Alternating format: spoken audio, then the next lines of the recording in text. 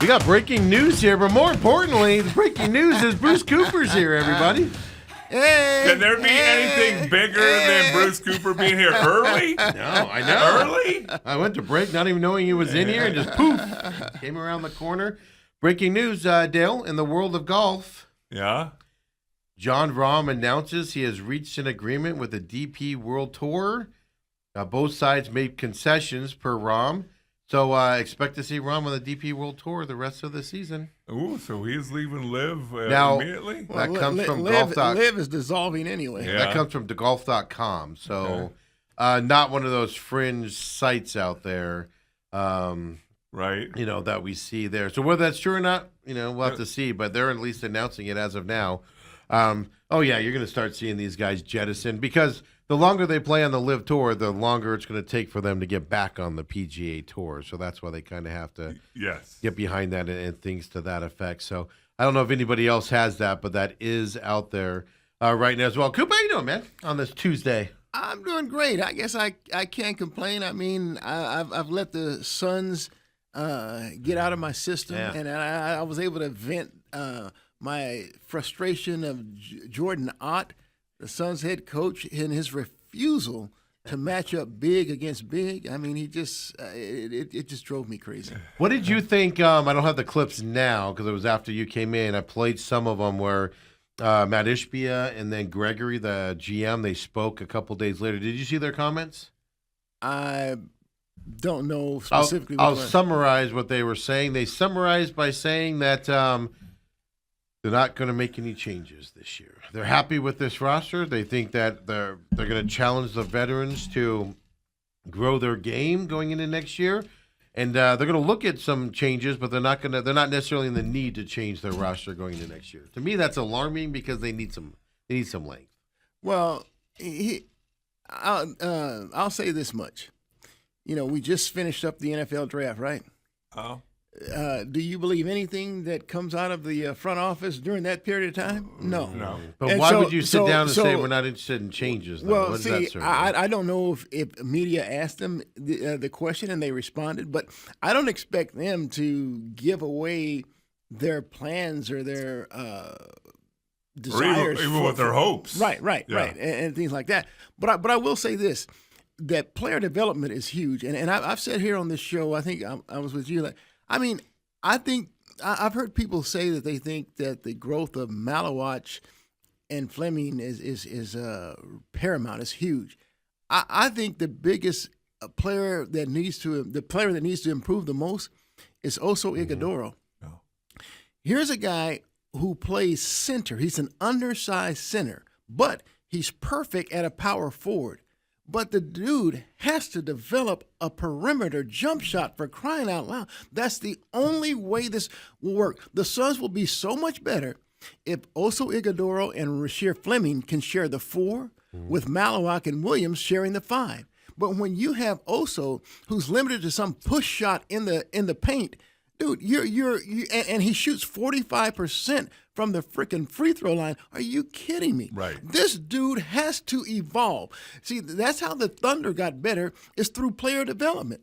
It seems like everyone that they draft, I don't care if it was a no-name. They emerge as a player. They put in the work. They develop. Look, I have no doubts that Rasheer Fleming and Malawach will put in the work. I mean, I do doubt very seriously Oso Ighodaro. This is just coming up on his 3rd year. He came into his rookie year with a push shot in the paint. Yeah. Second year, push shot in the paint, 45%. Dude, are you kidding me? Dude, put in the work, man. Come on. To me, it's one of those things where you start playing basketball at a young age, and when you're a younger kid, you have to push the ball and things like that.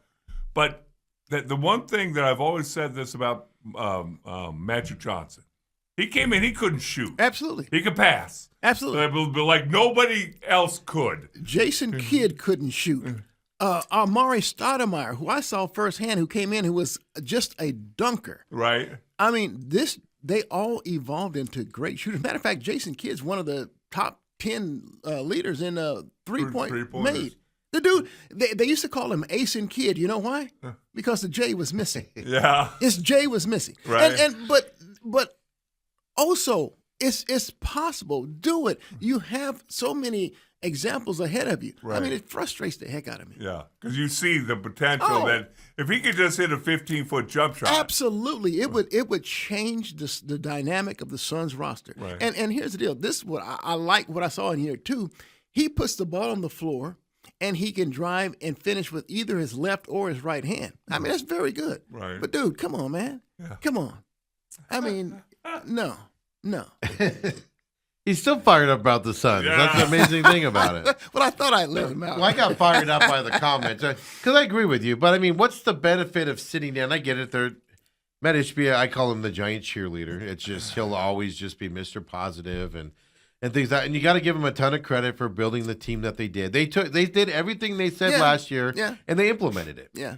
And the team outperformed. And I can get that type of optimism, but they cannot be that dumb where they don't see what everybody else sees. You're Yeah. missing the link Well, needed, no, well- to Oh, wait, compete with the you bigger said teams. you said it during the season a number of times. They have so many guys that are alike. Yeah. You know, it's not like you look at Oklahoma City and they can bring in big guys. They can bring in small guys. yeah. They can bring in a mix of guys. Yeah. But- It's but- like but here- Devin Booker goes out, and then the Devin Booker clone comes in. Yeah, you but know? yeah, absolutely. So Steve is saying they have to go acquire length. I disagree. They have to play the length. Well, that's issue They- number two. I agree with that. because I mean, look, Rasheer Fleming just sat. He just got garbage time during the first three games. In game 4 in the third quarter, still a tight game. Puts him in. First thing that happens, SGA drives and it's blocked by Fleming. Fast break opportunity the other way. Come back down. Next thing you know, Fleming has a strip steal. Fast break and one for Dylan Brooks going the other way. Oklahoma City calls a timeout. But my point is, this dude was on your bench the entire time, Right. and Well, he you was playing G didn't League games. use him. You Yeah. didn't use him, and it just drives me crazy that they had the Thunder 2 7-footers that they started, Hartenstein and Tall, skinny guy from Gonzaga. What's his name? I'm losing his name Chet. already. Chet Chet Holmgren. Holmgren. Chet Holmgren. Thank you very much.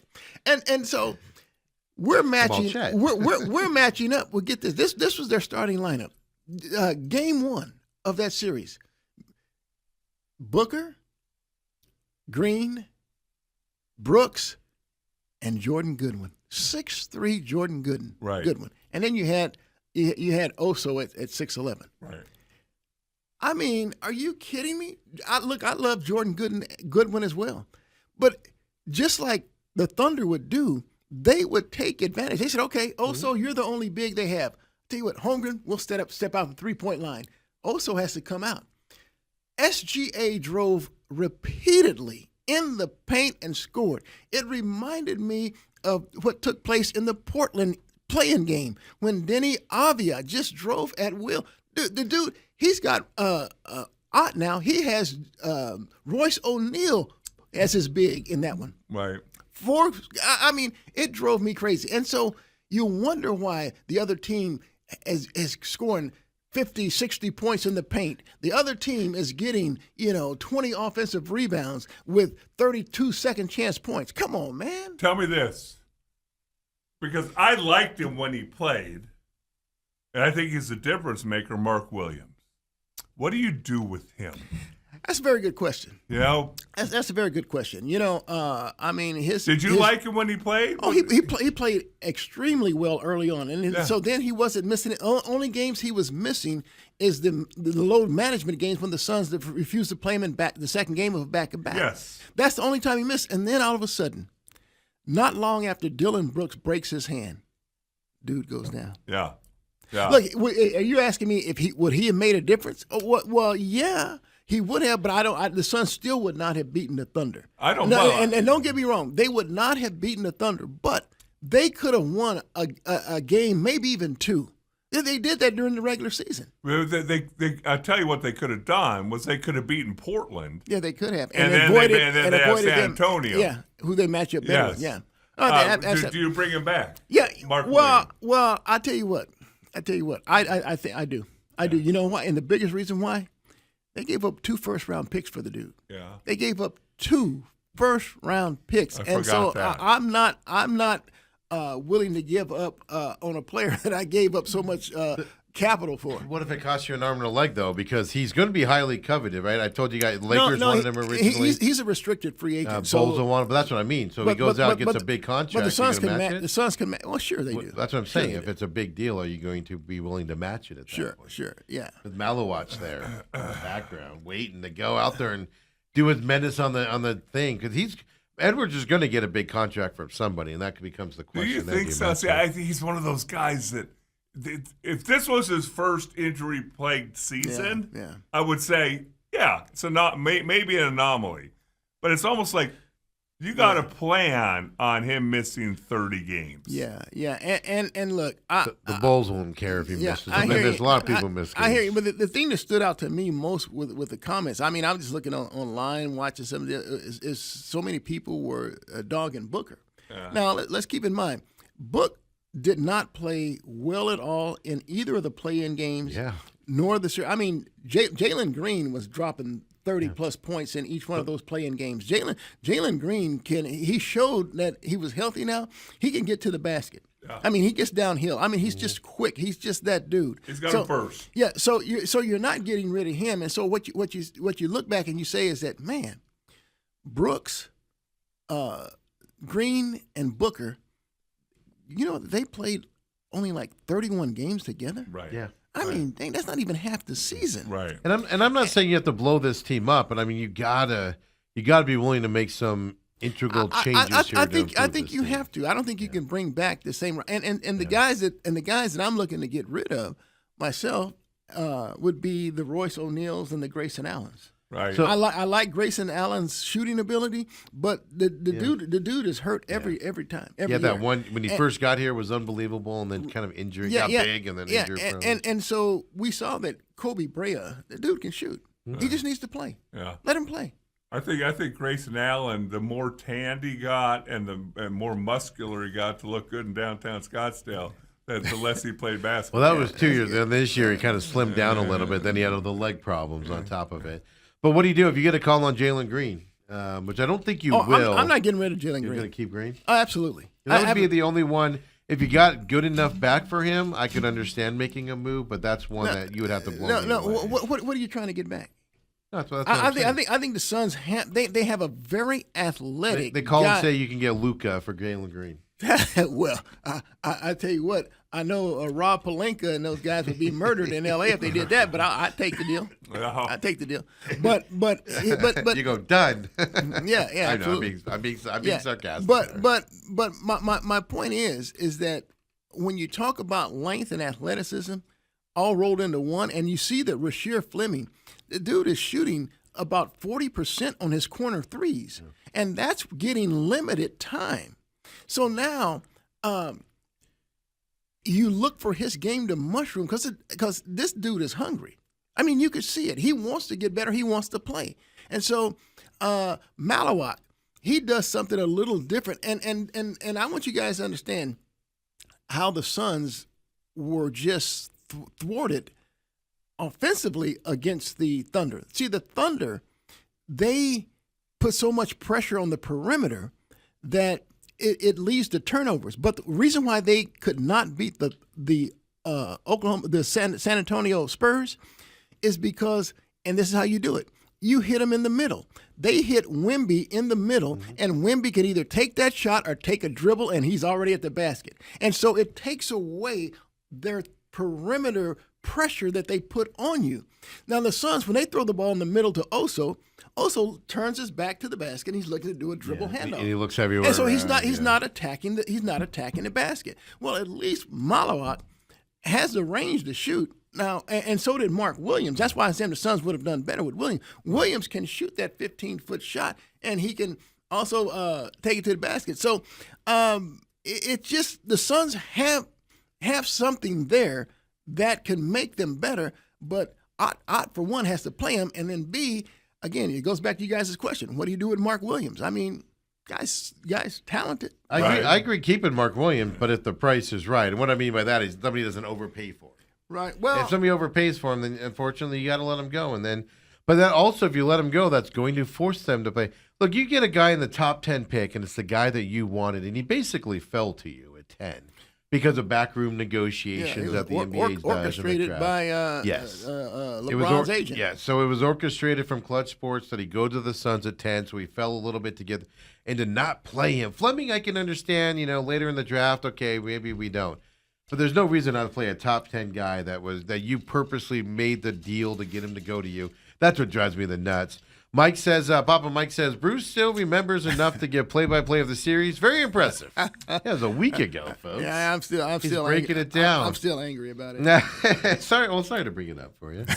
When we come back, we're going to talk a little hockey with these two guys as well, because it's local flavor happening everywhere right now. Couldn't have happened to a better team out there in Toronto. We'll talk about the history of this and everything. You got issues, Steve? Well, the guy they hired I have issues with. That guy should be blackballed beyond belief. Coop has to go back in his time I machine. know. And we will talk a little hockey here, just wrap up and update everybody on the series before we get to Diamondbacks' new series against the Pirates after the disastrous road trip. Get you updated on the NBA playoff brackets as well. Coop joins us on Tuesdays, folks. I'll come back. Second hour coming up.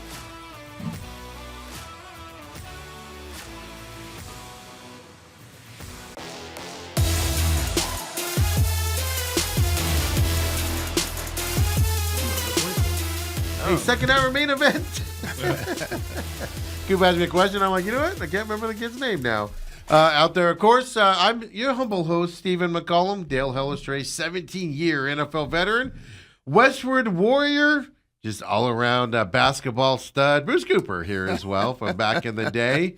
From that, hey, let me ask you this, just as a side note, and then we'll talk a little hockey here because of some developments that have some roots here in Arizona with the Coyotes back in the day as well. But let me ask you this, Randy Bennett's. Have you been following who he's bringing in on this program? Yeah. For a guy in his hospital bed doing all this? I'm very excited. See, he brought in Paulus Maracas, who was like, I think he was number 9 in the transfer portal. And if you go watch, and if you watch the guy play, I mean, he's like 6'8", 6'9". He can shoot the three. He can put the ball on the floor, and then he can post up and score inside. Very, very prolific scorer. Then he also got another former St. Mary's player, Dylan Shaw. Shaw was a freshman recruit, and the kid can run the floor. The kid can shoot the three. He can put the ball. I mean, he brings some quickness and athleticism. All right. So beyond that, they. In their conference, they played a team called Portland was in there. Portland State was in there. WCC. And so they had a kid named Joel Foxwell, a true freshman who led the WCC in assists. And so they're looking at him to be their point guard. They had a kid named Innocenti, a junior, I guess, defensive savant from Gonzaga that he's bringing over as well. Okay. And beyond that, when Bennett was at St. Mary's, he recruited a kid named J. Rob Croy. Now, Croy is I think he was like a top 100 kid recruit. Out of high school. But his father coached at another WCC team. I think it was. He brought his dad over too. He brought his dad over. So naturally, J. Rob followed his dad to ASU, but I think it's Cal Baptist is where he was. I think you're correct. I know it's one of those religious schools. So He had a guy, a freshman center. I'm talking about J. Rob Croy's dad, that he brought along with him as well. But I looked up the kid's stat. I mean, boy, it's nothing that you're going to brag about or boast about. But you know, he's a 7-footer though. You can't teach 7 foot, right? Especially in the Big 12, you're going against some big dudes. And so they got him, and he didn't play much. I mean, he probably played less than Kaman Malawat. Yeah. So nothing. But Randy Bennett, his class, his transfer portal class that he's bringing in, it's number 1 in the Big 12. Yeah. It's top. At least the last I saw, it's top 10 in the country Yeah.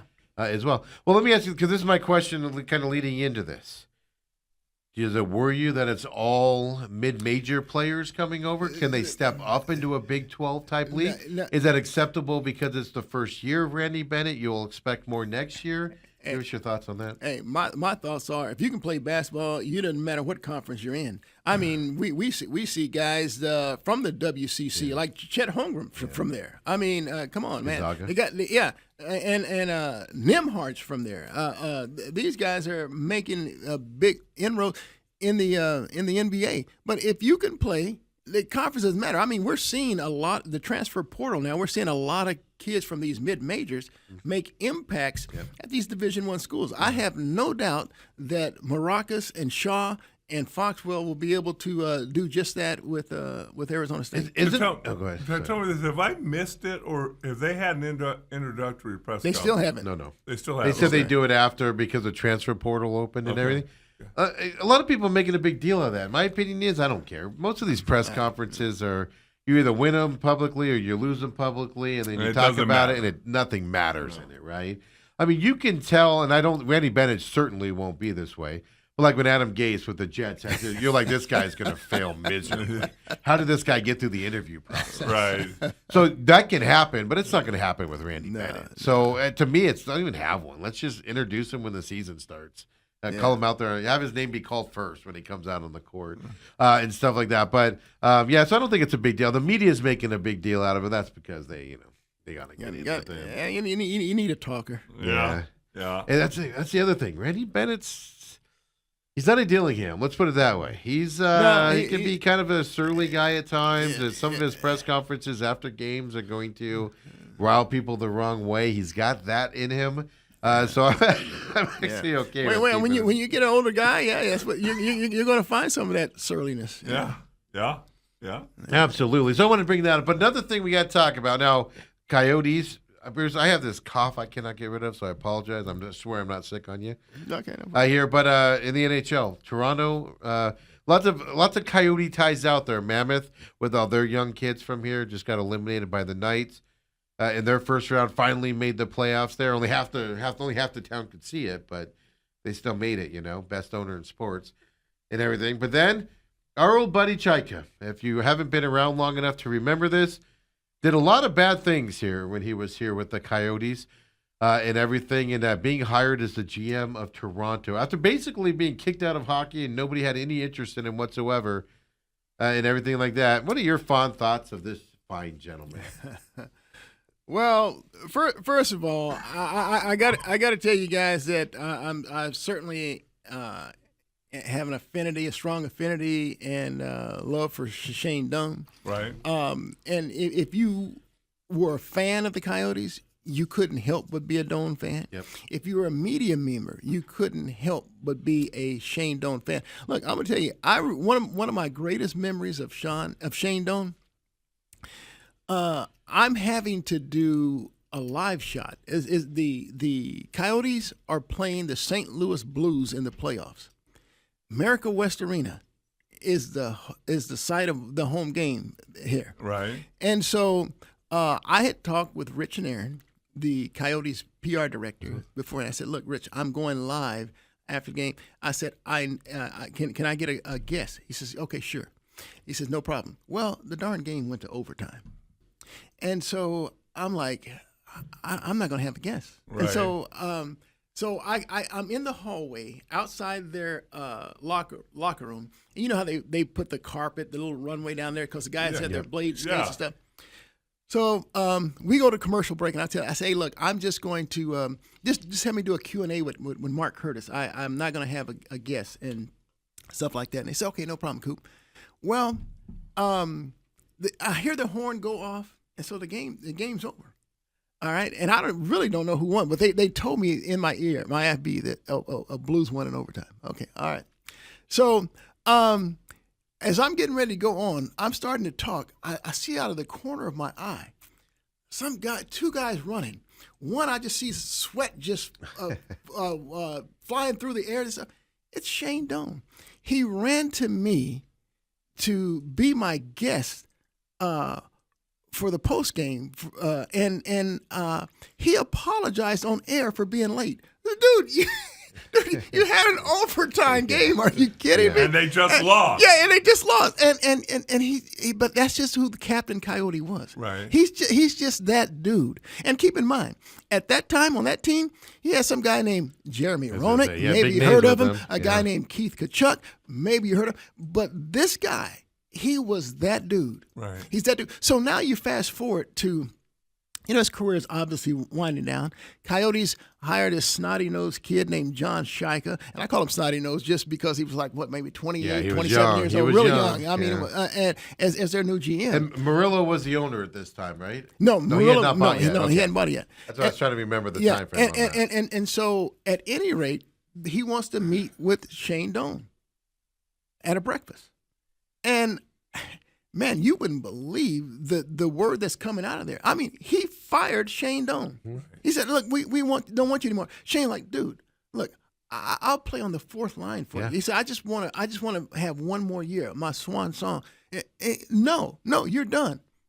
And so when that came out, oh my gosh, there wasn't a media outlet in town that didn't crucify Shika and the Coyotes. Right. And This would have been like in the final year where Larry's about to retire and Larry went to the Cardinals. This would be the equivalent. Yeah. And Larry was like, I want to play one more year. I'll play whatever role, even if it's a third down running guy, whatever, barely on the field.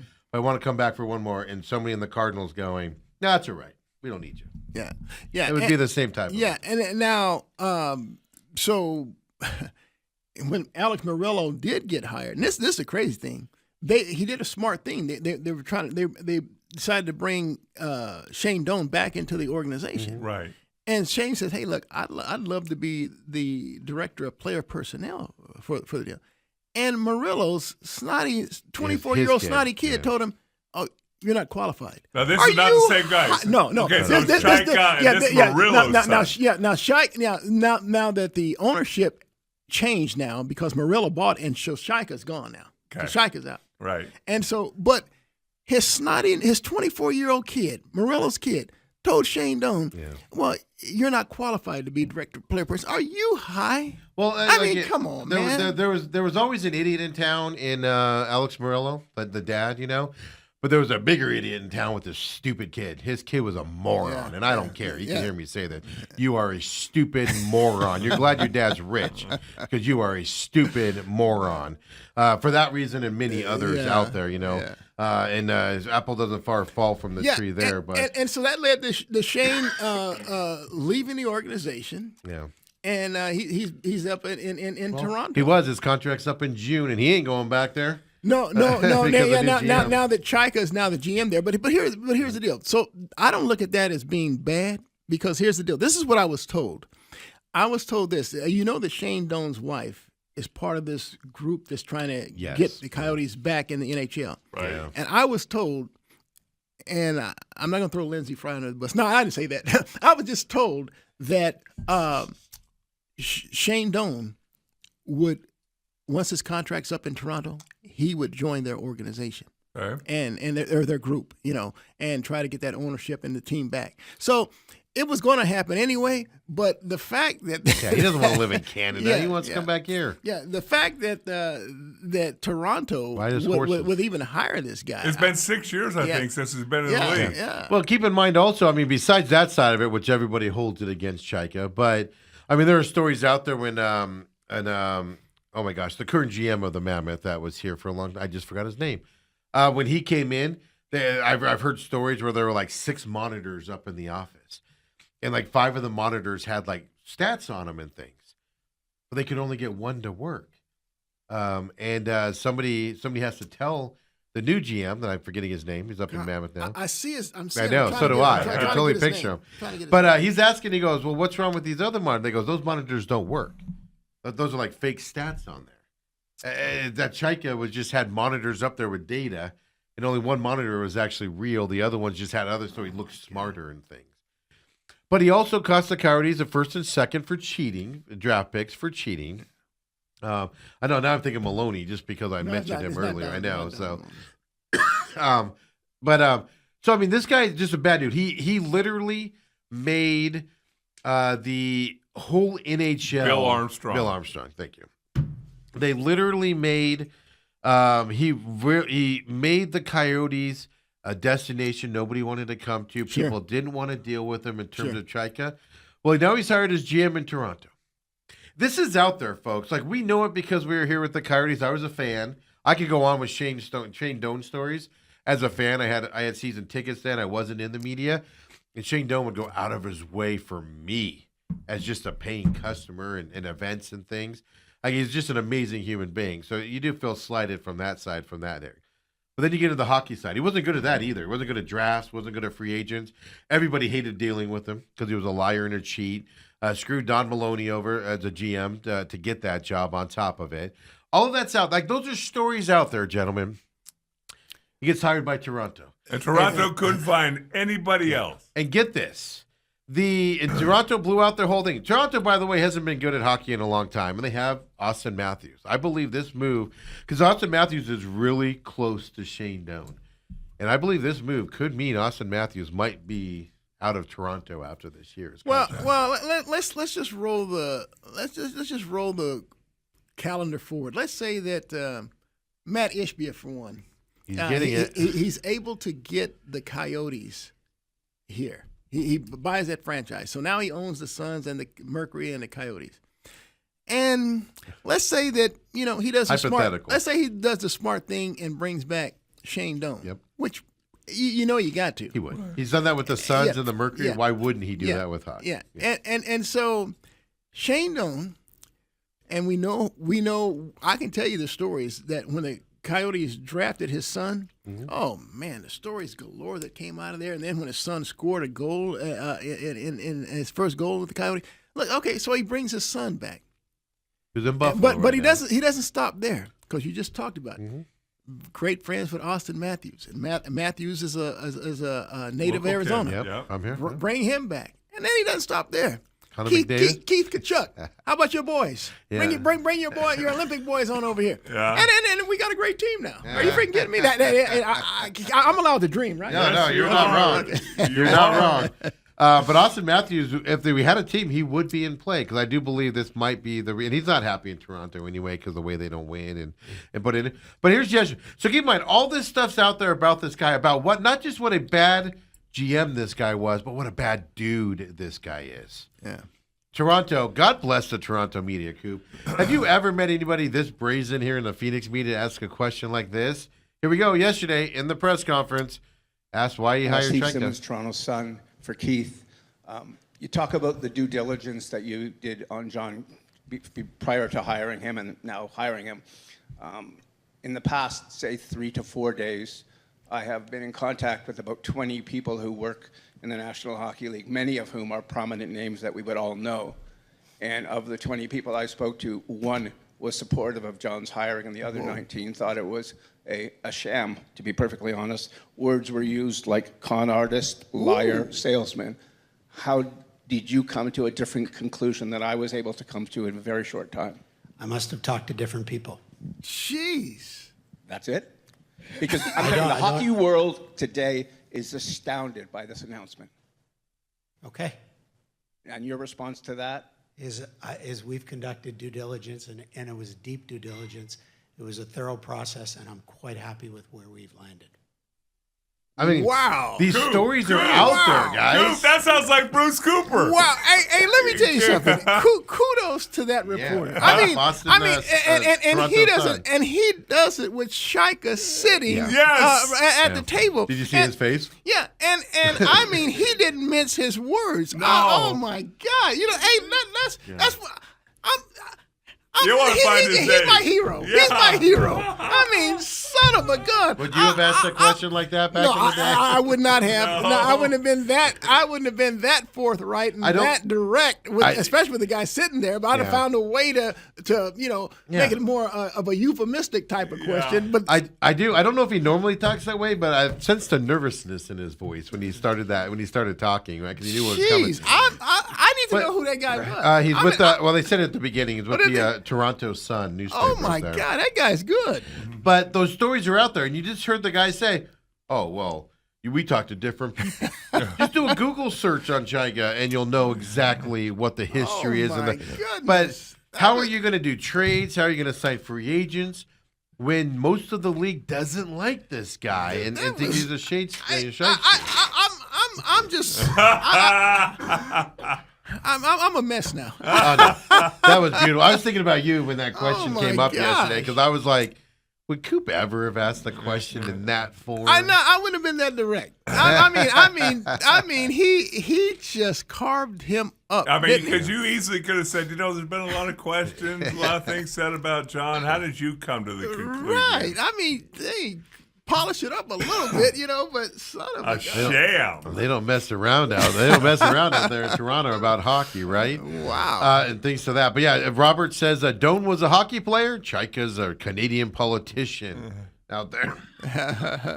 And it's just an amazing thing that happened. Now, other things, let's just wrap up hockey here real quick with you guys. Throw the brackets up here for me, Kobe, as well. Last night, the Knights and the Ducks played. Fantastic series. Were you watching any hockey here, or are you just kind of ignoring it? You know what? I got to admit, I was trying to follow the Mammoth. Yep. Against the Knights? Yeah. That was a great series. But I tell you what, God, Las Vegas, man, they scored that goal they scored with maybe 20, 30 seconds left that forced overtime, and they wanted to go up 3-2. Yeah. I mean that was a series there. Right. I mean, that was absolutely. Gives them absolutely. Mammoth just needed the experience now. Now they got to improve a little bit. Get half their fans to be able to watch the games next year. Start on that with that arena upgrade, Dale. But last night the Knights played Anaheim, and Knights ended up winning this game. Some controversy here. And this is my question for Coop, so I'm going to come back to that game. Colorado's up 1-0 on Minnesota still. Buffalo, Montreal, they don't play till tomorrow for their first game. That's where Shane Doan's kid, Josh Doan, is playing now in Buffalo. Scored his first playoff goal in the first round series there against Boston. Carolina's up 2-0 over Philadelphia. That's going to be a sweep or a 5-game series, which I find interesting because Buffalo, Montreal don't play their first game till tomorrow. So there's going to be quite a layoff for Carolina, Philadelphia at some point here. But going back to Vegas and Anaheim here, last night 2 things happened. The Ducks don't. So the Ducks are driving down the ice here, and it's a referee question I got for you guys. But they go driving down the ice. I don't have the videos, but they're driving down the ice. They get an open net. The guy for the Ducks passes the puck instead of shooting it. There, they end up losing by 1. Later on in the game, icing happens where the Knights dump the puck down, and icing should have been called. A ref's right there, doesn't call it, and the Knights actually score quickly to score their second goal, and they end up winning that game 2-1. On top of it, Ducks are obviously all upset and everything. They're complaining to the after the game about not being called, et cetera, et cetera, et cetera. But in my eyes, you don't take a wide open shot. You can't complain about the ref's missed call later because you blew your opportunity. Also, it kind of washes itself out. My bigger question for both of you guys: we got an ex-NFL player in here, the next media guy for 34 years there at Channel 12. Here's my question. After that game, the referees declined to discuss or even put a statement out about the missed icing call. That ultimately cost the Ducks the game because the Knights scored on that play. I've always said referees need to need to get in front of the media after the games, especially playoffs, because the players have to do it, the coaches have to do it. Mistakes, non-mistakes, they have to do it. Why do we allow in sports franchises the referees to not discuss their calls on the ice after a game? My question is, they have replay that you can challenge. I guess that would maybe icing's non-challengeable. Yeah. Okay, well. Yeah. Well, I guess look, we've seen it in the NBA, we've seen it in the NFL. The league will put out a statement and says, "Hey, we missed that call, we blew that," but they're never going to go back and replay it. So but the officials declined to speak to or offer a statement. That's wrong. That's wrong. It drives me nuts. You got you send the pool reporter in like they do in the NBA. I even think that's kind of weak because you can't challenge them. Sure. And but at least you get some type of clarification. They looked at the meeting and go, "We're not talking about it." No, But meanwhile, the poor Anaheim Ducks guy that didn't shoot to the open net and he passed it instead has to talk about his misplay. I just don't understand why do we protect these referees, Dale? Blame you for this. Yeah. I've never met a referee that I like. So that's my bigger question here is, are you guys going to join my petition that all referees have to sit in front of the media after games and get asked Oh, questions? yeah, absolutely. I'm down with that. Why do we not do that? Why do we protect the referees so much? I don't know. That's a good question. I mean, it's just not in one league. It seems like it's every it's league, league. Yeah. Well, and what you could do and make it very simple is just send in, say, okay, the head official, whatever it is, hockey, they all have the head guy, football, basketball, baseball, Sure. hockey, and have him have to answer questions about 2 reporters, 3 reporters, and say, you know, you got a 10-minute time limit or whatever, and that's part of why you make more money because you're the chief, you're the leader, you're the boss of that group. Every head coach gets fined if they don't go in there. The players that are asked for get fined if they don't go in there. So I just don't understand why we treat referees differently. They influence the game almost as much sometimes as the players do. Yeah. Yeah. Well, that is that's something that the fans and everybody's going to bitch about. But the missed call there and icing that I was not aware of until you brought it up. Yeah. I mean, it was a missed call, but what'll happen is the next set of referees that go in, it'll be in the back of their head, and so I truly believe this. They'll try to do a makeup call somewhere along the that's line. even But worse, it isn't it? It is. So But if they would have do just believe talked about it, and whether the ref says, "Hey, we missed," I was standing right there. I missed the call. I thought it was like this. Okay, he missed it, but he explained it. It sucks. It's wrong. You're an idiot. We don't like you, ref.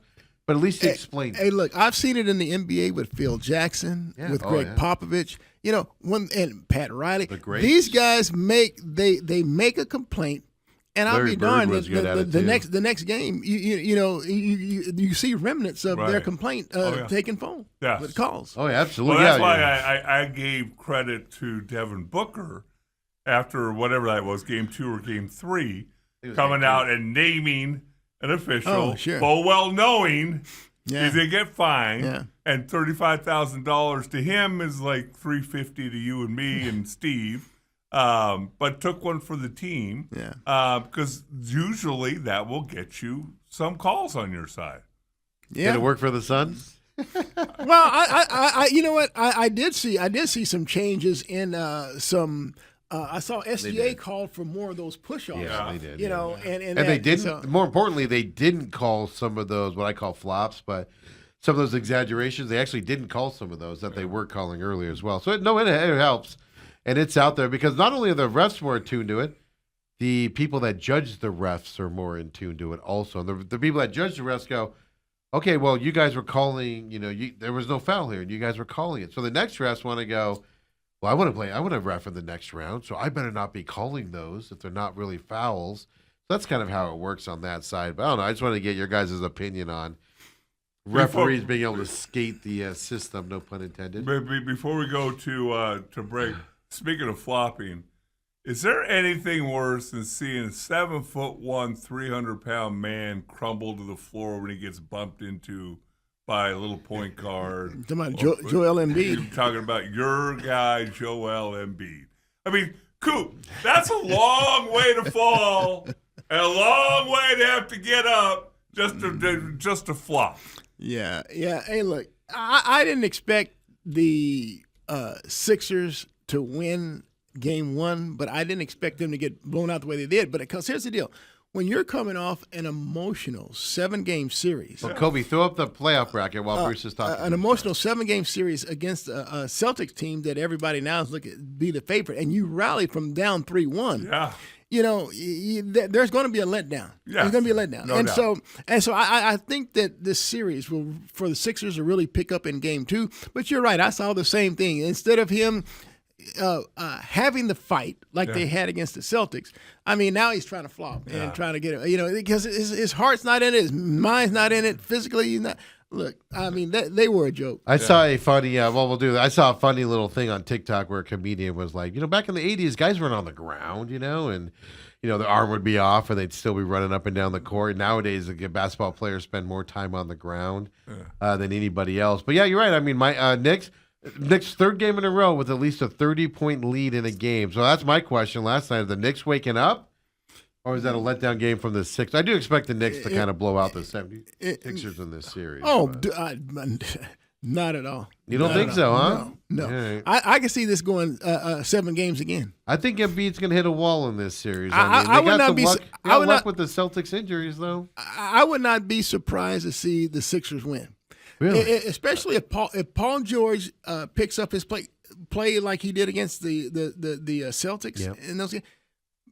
Paul George, along with Maxey, Edkem, and Embiid, dude, that's tough. I That's don't tough. know, man. All those Villanova kids on the Knicks are clicking right now. So Hey, be interesting to see. Pistons, Cavaliers. Right now, series hasn't kicked off. It's tonight, I believe, is when it kicks off. it is, Do you it think is. the Cavs have anything for the Pistons? I Or the don't. Pistons I- will come? look. I thought the Pistons were going to implode Yeah. when they fell down 3-1 to Orlando, the 8th seed. But I tell you what, you got to take your hat off. The Pistons redefined their defensive They effort. changed it. They completely changed it in a playoff series to win that series. Yeah, but they redefined their intensity, the level, and then Harris. I mean, this dude, he couldn't miss from the outside.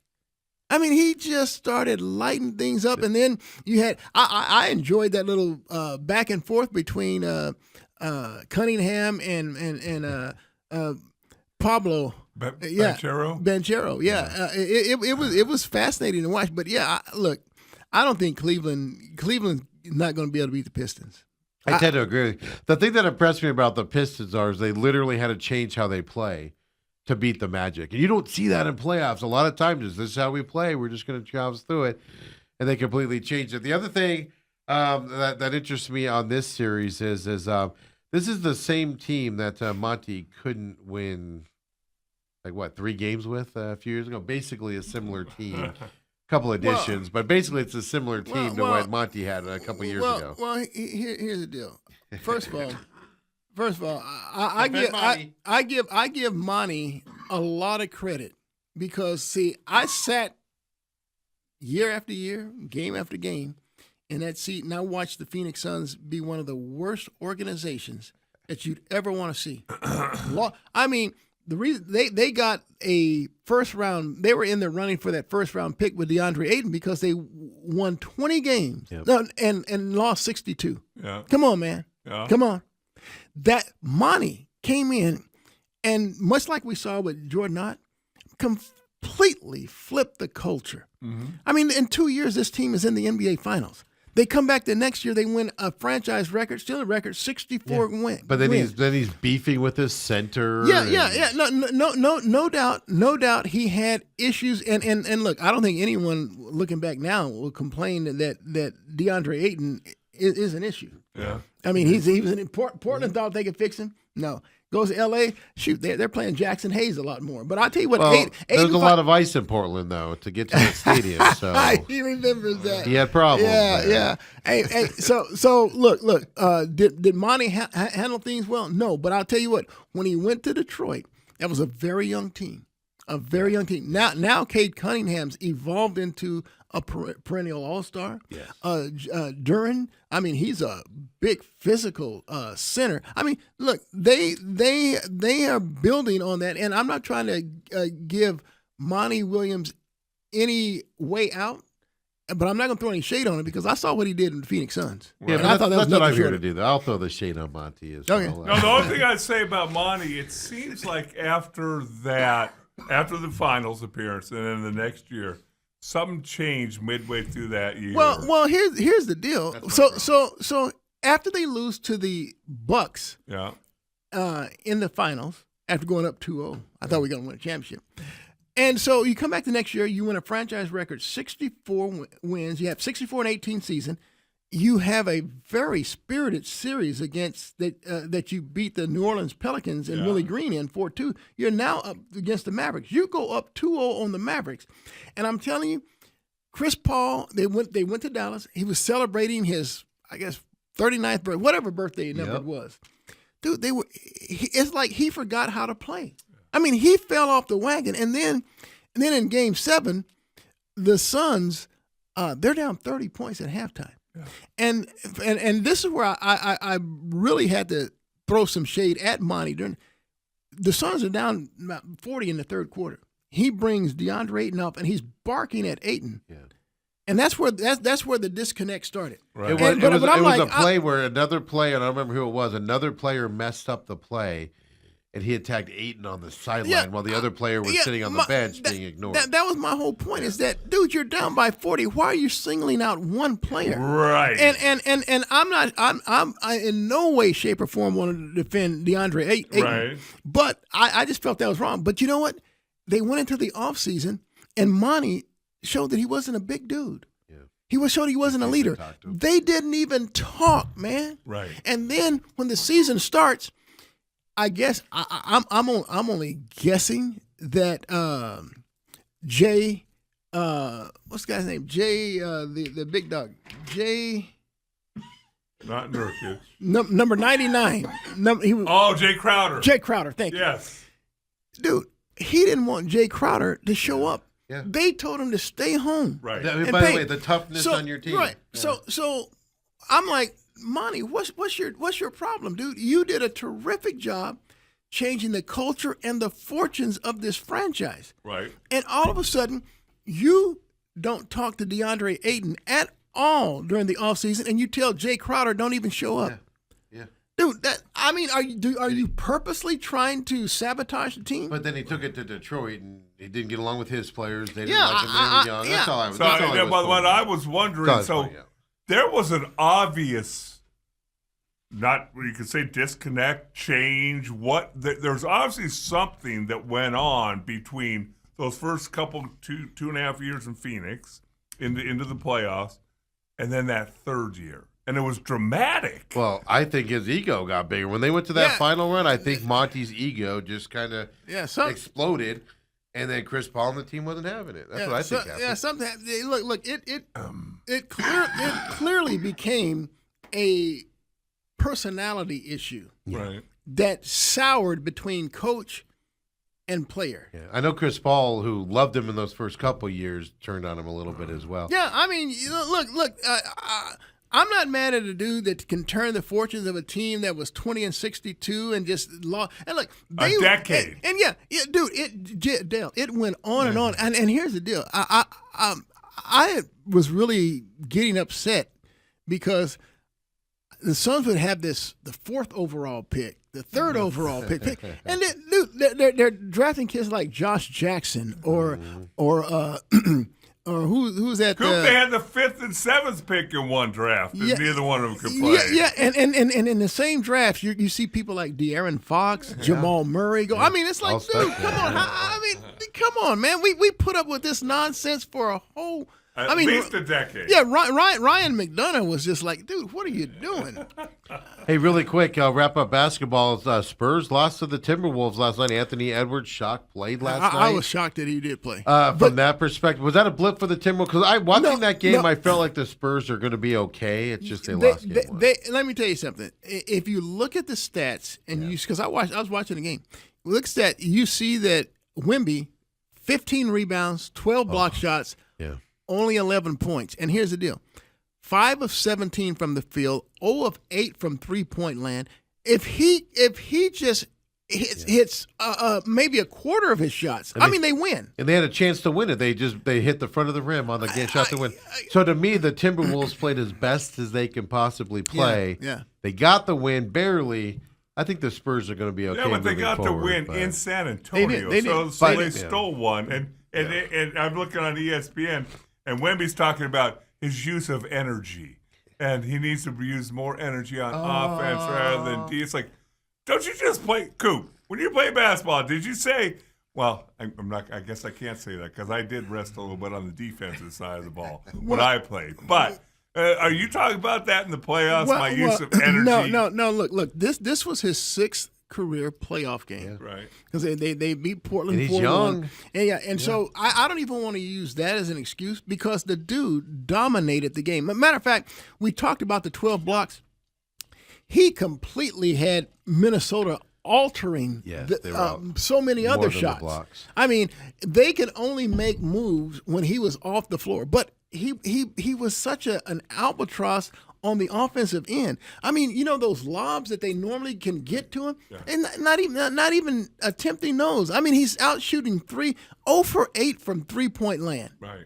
I mean, it was amazing to see. Well, you But- could argue he makes one of them and they win. You could argue that. I but- would argue if the Spurs don't get a better court because that thing was ugly to watch. Yeah, I mean, I noticed that they tried to match up the shirts with the color in the court. You know, I was like, okay. To the court, it's driving me nuts every time they went across midcourt. That's I was San getting Antonio angry. for you. Yeah, one section of fans with blue, this with pink. All the women like churros too much there. Yeah, Thanks, Charles Barkley, for that. Do the Lakers have any chance against the Thunder? real absolutely quick? not. Absolutely not. Without Luka, with Luka, do they get a chance? Or I don't no? know. Look, even with Luka, see, Luka struggles against Solid athletic defense. teams like that. Yeah, he struggles, and so Well, and That- he ain't coming back 100%, no No. matter what you right, say. right. They're not there, but they will do a better job than the Phoenix Suns did because they have some size. Roy Hachimura, and you got the Hayes and Jackson Hayes and DeAndre Ayton. Don't forget about Ayton. Yeah, but at least they'll use those guys. Yeah. and so they're SGA won't be able to dominate in the paint the way he did with Phoenix. Yeah, so But it'll they be ain't winning, fun to though. see. They ain't Yeah, winning. I'm with you on that. When we come back, let's get into it. Diamondbacks. Last time we talked, Coop, you and me, Tuesday last week. Oh We man, brought up starting pitching. We were like the first ones to bring it up. Now everybody has noticed that the starting pitching is atrocious. oh man. Coming back, let's talk about it.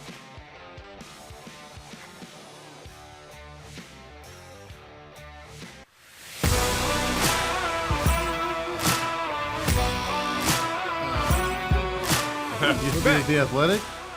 Yeah, Yeah, I know who you're talking about. I Yeah. can't think of his name. We're having a little conversation, folks. yeah, Welcome back. exactly. Welcome Yeah.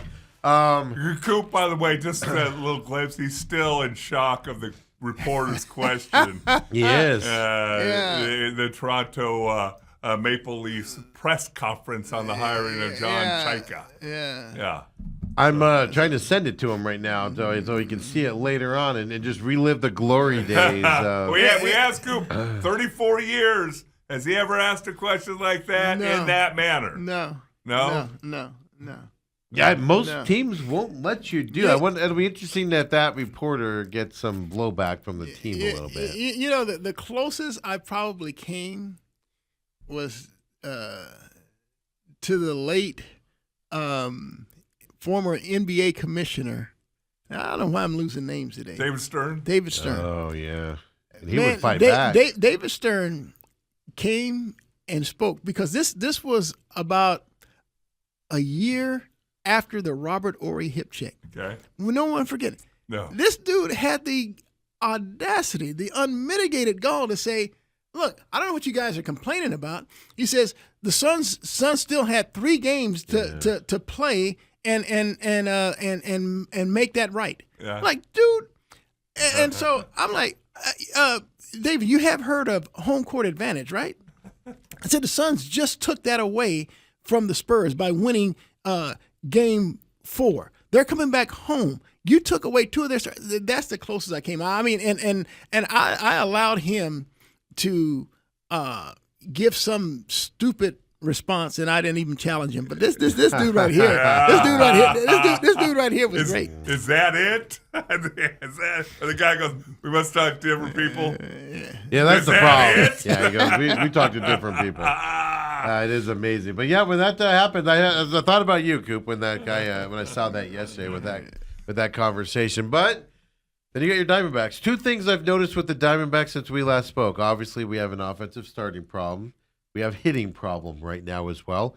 The young guys aren't hitting. They were propping this team up a little bit while Marte and Carroll and Perdomo were struggling a little bit. Now nobody's hitting going into it. But the thing I've noticed the most, I brought it up to Dale yesterday, Torey Lovello seems, I don't know how else to phrase it, seems a little bit angry for the beginning of this season. I've noticed here in this last road trip. He seems to be a lot more vocal seems to be a little more like when he went out after the Perdomo Marte misplay in the field for that double play. When he went to the mound, you could tell he was very upset about it and the way they were playing. We haven't seen that from Torrey publicly in the field very often, and we're seeing it early here. Yeah, and again, on this very show, we were lauding the starting pitching. We were saying, man, when Merrill Kelly comes back, who's going to the bullpen? You know, who's going to get sit down or whatever the case may be. Right. Because Soroka and Eduardo Rodriguez, they were pitching their behinds off. Gallen was back. I mean, Turns out they should have no- sent Merrill Kelly down. Coop. yeah, dude. Since I mean, my gosh, I don't know what's his deal, but he's not even close to being that guy. Not even close. And it seems like it's had a cyclical effect because, or a domino effect, I should say, because every pitcher now, even Soroka, even Rodriguez, the guys that were going well, they can't even get past the third inning now. It's amazing. So, but I will say this: the bullpen has still pitched really well. I mean, you really can't find much fault in that bullpen. Yeah, I know Seawalt has a couple, 2 or 3 losses that came when in a non-save situation, but I think the dude's like 8 for 8. And, But they haven't had a save situation They haven't. since They haven't. They 2024. It Yeah. feels like at this point. yeah, So, it's but that's the problem that I got on the bullpen that you got to watch for is when your starters only go 3-4 innings and you're down 7-8 runs. yeah. You're going to blow your bullpen out. You're going to use all those arms up. They're going to be tired by Right. June. Absolutely. And that's going to lead to those problems then on top of it. But my question for you, Coop, is I asked Dale this, is when it's one person, Dale always says, when it's one lineman, okay, it's that lineman. If it's the whole line, it's something bigger encompassing on it. All these starters are... Be a little more specific. Okay. So he's talking about coaching. Yeah. And my offensive line coach, Hudson Houck, for all 11 years in Dallas, the one thing he said if it's the right tackle doing his own thing and messing up, it's usually that guy. If it's multiple guys doing that, then you look at the coach. And so I think that's where he's Yes. going with the pitching staff. When all 5 guys are who were good, and all of a sudden all 5 guys fall apart, all in a row, So there's got to be something else going on, So right? are you asking that is the pitching coach all of a sudden Whoever. You can go as Well- high as the manager and go on what is happening. I'll tell you what's happening in the locker room where all 5 guys go into this big slump at the same time and Yeah. can't get out of it at the same time. Yeah, and then all 5 guys are all going great at the same time. I mean, I don't get that. Look, Ryan Nelson pitched his butt off in Chicago against the Cubs. He deserved better, but like you said, I mean, he left with a 1-0 deficit after 6 innings, and his offense just couldn't do anything, and they wound up losing the game 2-0. Yeah. But that's the best starting pitching assignment that we've seen in a couple weeks. It's not that they're giving up a ton of runs. I mean, obviously that's worrisome. What's that inning? That They're- one inning that yeah. they and get. it's they're throwing bullpen fastballs right down the middle of the plate that are being launched to the moon, and guys are being walked onto base. It's not a guy just one inning he's struggling out there because they just caught on to him. I'm kind of wondering. I asked Dale this. I'm kind of wondering. Has the league caught up to the Diamondbacks starting pitching? What I mean by that is we're a month into the season, plenty of film now. Well, And then so they've all caught up and been like, this is what they throw here. This is what they throw here. This is what happened. And if you get to them here, you'll have a bigger inning. Stuff to that effect. And the Diamondbacks haven't adjusted. That's the coaching stuff I'm talking yeah, about. but here's the deal too.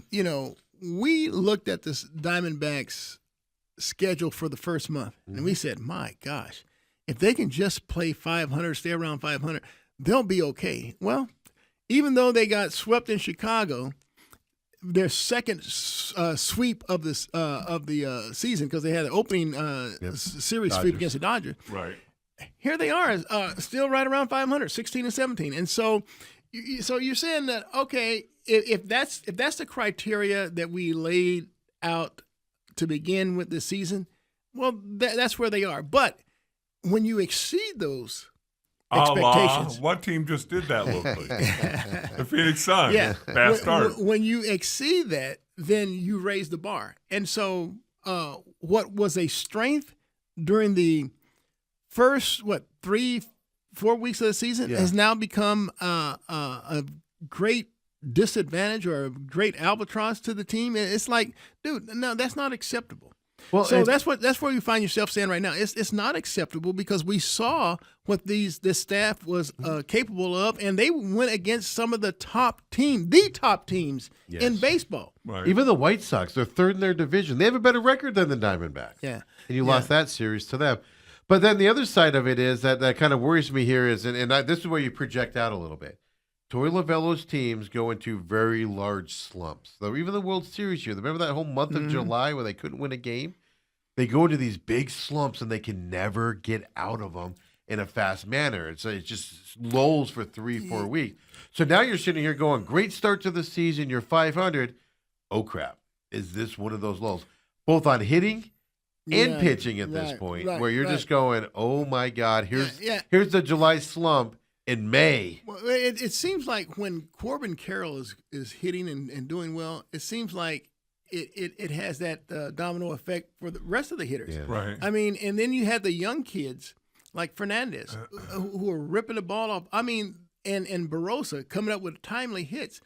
You say, if Marte and Perdomo ever get going, if Arenado gets going, hey, look, now when Corbin Carroll's not going well, it seems like not even our young kids are going well. Well, you look at Alex Thomas. He's batting 180. Dude, Yeah, he's about to be off this team. Alec Thomas needs to go back down. I think this is when you bring up that Waltzchild? Yeah, Walt Schmidt? Schmidt. I call Wildchild. Wildchild. Yeah. Well, And- you got a lot of guys down there that you need to do it, but they haven't played Alec Thomas over the weekend and now, so I think the move's coming. It's just a matter of when they pull the trigger. That's what frustrates you is the good teams out there will make a move.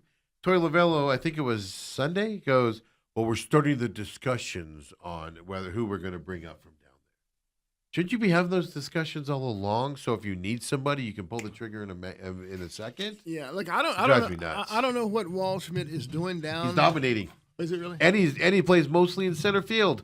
Well, You get rid of Alec Thomas, what do you need? Well, look, he's not a better defensive outfielder than Barossa. Yeah, You well, know, that's the other side. Where's Barossa? Why isn't Barossa So playing more? Barossa, if I sent Alec Thomas down, and I brought up Walt Schmidt not playing center field for me.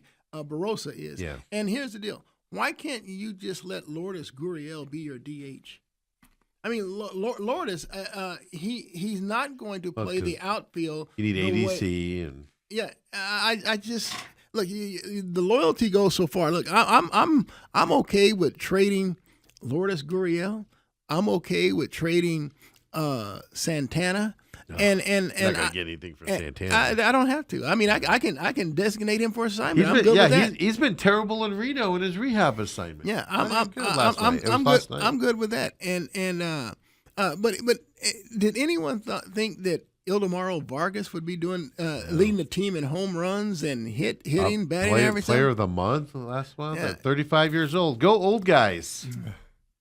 Am I right? Yeah. Well, he's been a great surprise, but also Fernandez's ability to move over there and play some quality defense at first base as well. So I'm looking at people like Gino Groover, people like Tommy Troy that I can bring up from the minors and get rid of a guy like Santana. And if Alec Thomas is going to hit below the Mendoza line, let's go ahead and give the young kids Walt Smith a chance. I said on Friday because I got excited about Friday's lineup because it was all young kids in the lineup for the most part. Like I said, and then they promptly went out and did nothing. On top of it, kind of let me down. But the young guys, to me, I'll put it this way: when the young guys were hitting, and the older guys, Perdomo, Marte, and those guys, there's just the young guys bringing energy to this Diamondbacks team that you notice on the base paths. You notice on the field. When Marte and those guys don't bring that same energy, Well, it's a when difference. you said when Corbin Carroll gets on base, when he's hitting the ball, it seems like there's an energizer bunny Yeah. in the team. And when he's struggling, which he is right now, it seems like somebody pulled the battery out. Yeah. Yeah. So here's the pitching matchup for the 3 days. We do see Paul Skeens in this matchup. Tonight you got Bubba Chandler and Eduardo Rodriguez here tonight.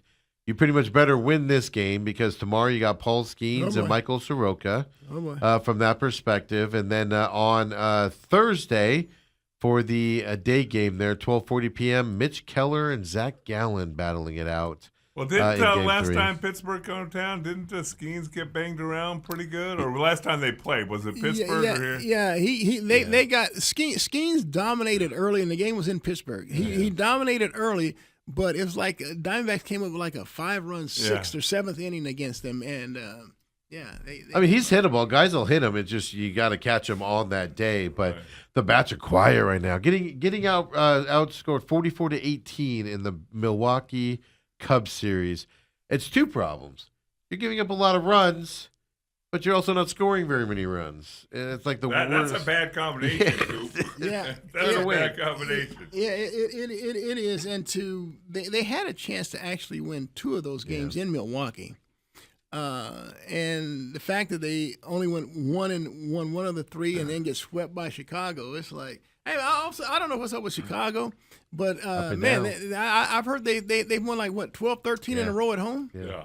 They're up and down right now.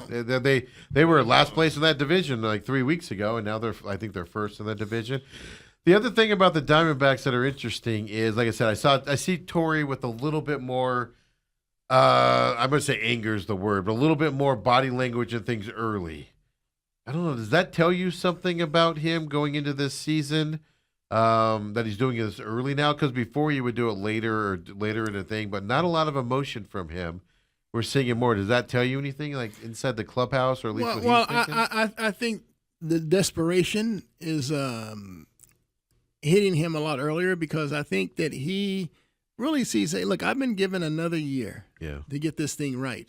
And, because at some point, when you start, stacking the years there, there's always that realization that players start tuning you out. So you start asking yourself that question. So I think Torrey, his expectation level for this team has risen, and he's not willing to sit back and say, "Oh, we'll get it together." I mean, he's calling people out. Yeah, he's making moves, and then, like you said, he's showing a lot more desperation early than what he has in the past. I asked Dale this. Yeah, there's danger of the locker room tuning him out because he doesn't normally do that, and so they're like, whatever. Nice guy Torrey is trying to act all tough now. Well, one thing that you can rely on is if you start stacking your team with young kids. Those young kids, they want to play. They want to prove themselves. So they'll run through a wall for the coach. Well, and the thing I always say about coaches is if you're always a yeller, people will tune you out. If you're always a quiet guy, eventually people will tune. But if you're a quiet guy and all of a sudden they sense that there's some urgency in you, more times than not, the group responds to that, a change in personality from the coach. But we'll see if that happens to for the baseball team. Look, the schedule is going to start to flip. And so the Diamondbacks did what they were supposed to do, from the projections early on, or just the hope early on. They stay around 500. Yeah. The schedule flips. So schedule's flipping. It goes from like a .542 average. The teams you play, their schedule and the hardness of their schedule goes down to like a low .4, 100 level for the rest of the season. So it does get a little bit lighter as you go on, as well. The starting pitching was always smokes and mirrors, according to Robert. And I'm not going to say smokes and mirrors, but you knew it was going to. But Robert, let me ask you this, Robert: has Merrill Kelly been this bad consistently since he's became an Arizona Diamondback? So last year, I saw somebody put this stat out. Last year, his first 3 starts were not good, but then he woke up and dominated. So the hope was after 3 starts, he'd wake up and dominate. Of course, had another bad one as well. So there's something with guys coming off of ILs in this team. Like you're seeing with Santana down in Reno. It's like, why are these guys coming off of the IL and not ready to play to where they look so bad?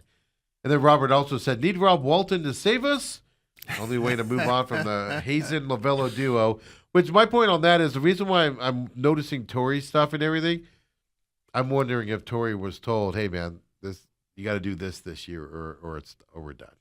We're done." And I'm wondering now if he's like, "Okay, now I need to be a little more fiery earlier. We need to correct these things earlier. We need to get out of every team slumps. We need to get out of these slumps a little bit easier. I can't sit back this year and hope it turns around later on. We got to be on top of this year because I like this team. I like working here. I'd like to keep it going. I'm wondering if some of that's happening as well. Well, I do know this, that the Valley needs something. I mean, it's a long summer. Yes. And It's a long summer just in anticipation of 3 more wins next year in the football season. So, they need something to keep us interested over the summer. yeah, because man, we've had a rough stretch. Well, it could be worth. I'll leave you with this, gentlemen. Who knew that in St. Louis there was cleaning crew battles out there? This isn't funny, but it is something I find interesting. A 27-year-old man was stabbed to death early Monday morning at Busch Stadium, At the where St. the Louis Cardinals play. game? Wow. An alleged dispute between members of a cleaning crew at the Cardinals ballpark. A 65-year-old man was taken into custody. Stabbed another guy. On the cleaning crew at the stadium. So what I want to bring up on that, it's not funny that somebody died, but what I want to bring up on that is we don't have problems compared to that. Whether it's a cleaning crew they don't turf have battle. they don't have metal detectors that the cleaning crew has to go through. They get to get through everything. Meanwhile, the Cardinals are 21-14. Yeah. Are they really? Yeah, they're playing well. For a team that got rid of, that's the thing, man. That's the other thing that drives me nuts about the Diamondbacks. Teams with lesser talent are playing really well right now. And the Diamondbacks are just there. They're always at 500 with Torrey Lavello. It's just, we're always at 500. Always there. It's just they can't go 20 games above 500. And it's I just wonder if they could they can apply to Major League Baseball to be moved to the American League West. Because they'd be 1 game out of first place in the American League West. The Mariners. Who's leading that division right The now? Athletics. Yeah, that's right. Well, The Athletics. well, the Mariners aren't doing well. I'll tell you this, that the Diamondbacks remain in the wild card because everybody else is around 500. And I think the Mets lost like 900 in a row. No, I think they lost, 12, 13 in a row? 12 in a row. I think it was 12. And they got the Mets coming up after Pittsburgh here in this stretch as well. So, Coop, appreciate you coming in as always. Always a good time. Right. Enjoyed it. And then Dale and I, well, maybe Dale will be back tomorrow. We'll see. It's Wednesday. We'll see how he feels. The rest of us will be back tomorrow, meeting me as well. We'll see you at 8 o'clock. Come and join us. Don't forget to follow TME Media AZ on YouTube, folks. Catch us there as well. So we'll see you tomorrow. Have a great one. Go D-backs.